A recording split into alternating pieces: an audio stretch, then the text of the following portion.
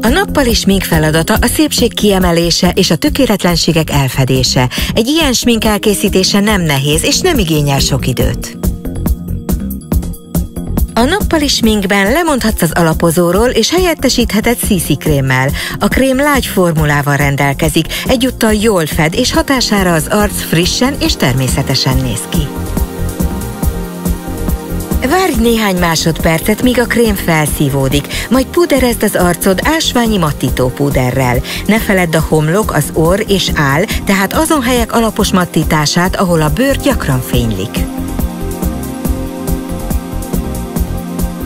Most vedd elő az arcpirosítót, szemhéjfestéket és ajakfényt tartalmazó sminkpalettát. Az arcpirosítóval emeld ki az arccsontokat.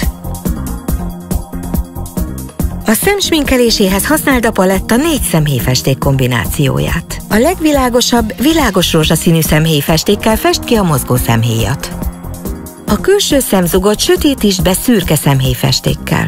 A szemhéjvonalat fedd be barna szemhéjfestékkel. A szemöldök vonala alatt és a belső szemzugra vigyél fel arany szemhéjfestéket. Ezután kend el a szemhéjfestékek határát. Az ecsetre vigyél fel szürke szemhéjfestéket, majd húzd vele egy vonalat az alsó szemhéj 1/3 hosszán. A szempillát fesd be sűrű spirállal, mely lehetővé teszi a tussz tökéletes felvitelét. Ne felejtsd el kiemelni a szemöldöködet, ehhez használj barna szemöldökceruzát.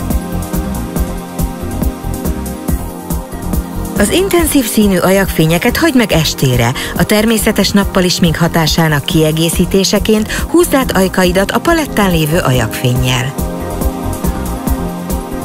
Az így elkészített sminkben egész nap csodásan fogsz kinézni.